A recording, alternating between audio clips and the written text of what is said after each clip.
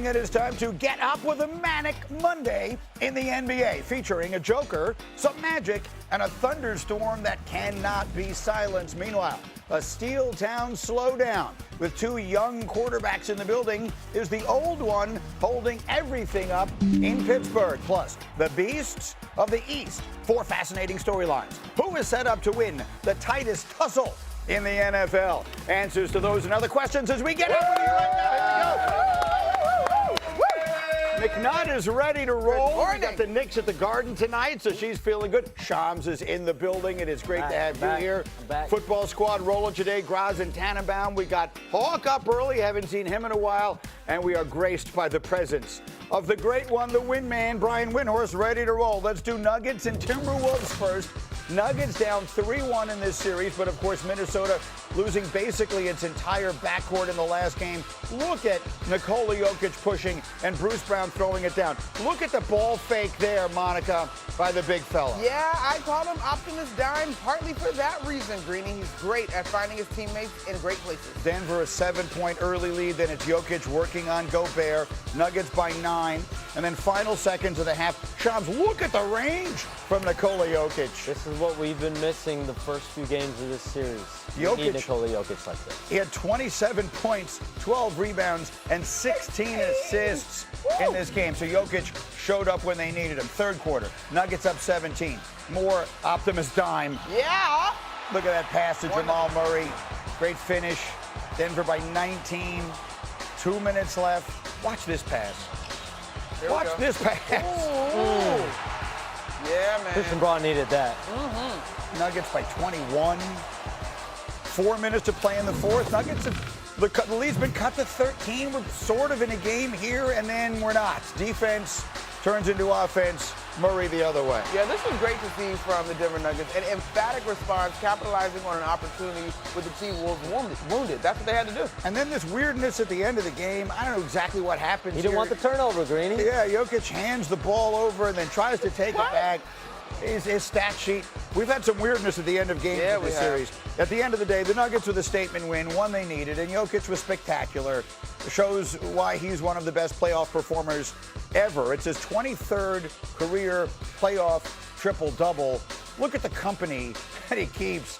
Only Magic and LeBron ahead of him. It's also the third time that Jokic has done that when facing elimination, meaning a triple-double. And, you know, Wendy, I feel so bad for the Timberwolves because they've played so well the first 4 games, certainly 3 of the first 4 games of this series, and then the devastating 1-2 punch of injuries. So I guess I would ask you, does it feel like the Nuggets coming back and winning is inevitable with Minnesota banged up as they are?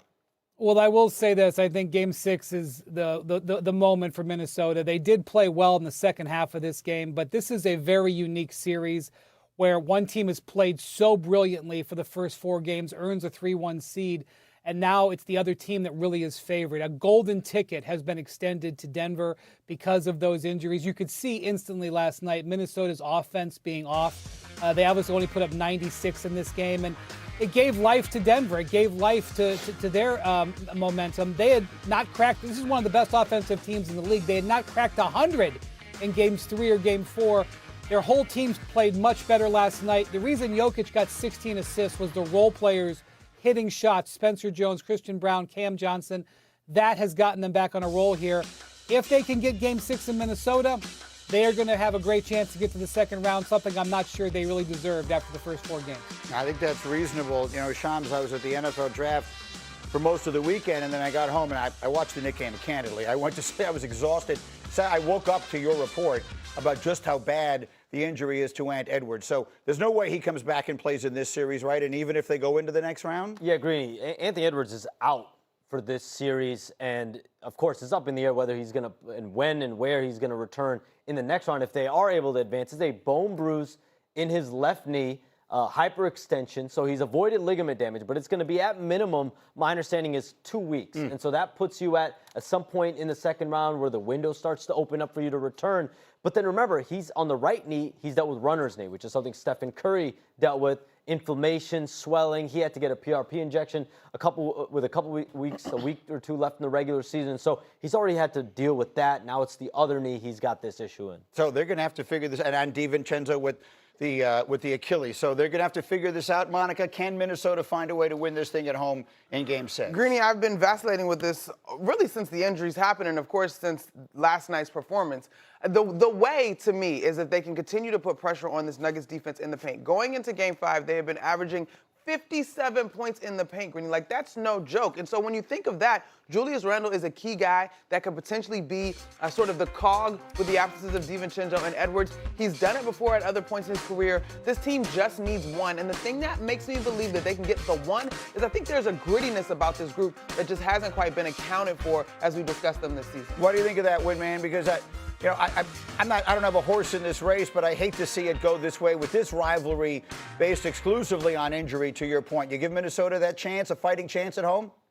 They were absolutely turning the ball over like crazy. You lose your starting backcourt, it's not much of a surprise. They had an insane number of turnovers in the first half of this game. In the second half, I don't know what the actual score was, but they essentially played Denver even or outscored them.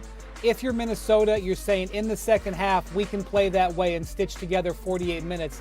The problem is, even if you are able to stitch together 48 minutes, I don't know what their chances are in the next round. But if you are able to get one more win, it's a huge franchise moment. You know their crowd's going to be into it. The one thing is Jamal Murray, that guy right there, still hasn't had a great game in this series. They hold him down. They still, I think, would have some sort of fighting chance in Game 6. And the Aaron Gordon of it all here, there's another injury situation on the Denver side of it. What's the latest there? So he missed Game 3 with a calf injury, calf strain. I'm told it's a pretty bad calf strain that Aaron Gordon is dealing with. And then he tried to play on it in Game 4. He really labored, and the Nuggets sat him out of Game 5. I'm told they're preparing to be without him for Game 6. And a lot of it is protecting him from himself. Remember last year against Oklahoma City, Game 7, he plays through a grade 2 hamstring strain. Well, this isn't a do-or-die game situation right now. This is in the middle of a series, dead heat of competition. Guys are playing at a high level of energy right now, and so Aaron Gordon, I think the preparation is for him to be out. Winner of this series against San Antonio. I will say this quietly because now I don't feel as good about it, but before the playoffs started, I thought to myself, Denver's the team that's going to make a run all the way through. Me and you both agree. Do you still feel that way? No, I don't think Denver has played great basketball at all, and I think Wendy nailed it in terms of the idea of whether they actually deserve to advance. If not for these injuries, they were not going to. In the meantime, we'll have the rest of your basketball highlights coming up. Fascinating in the East, predictable in the West. But football, unpredictable news from Dallas. The D in Big D stands for what in the world's going on there all of a sudden? According to our Todd Archer, George Pickens has not, I repeat, not yet signed the franchise tag tender for the Cowboys. Remember on Thursday, right before the draft, Shefty reported that Pickens was expected to sign it. And all of us, I can tell you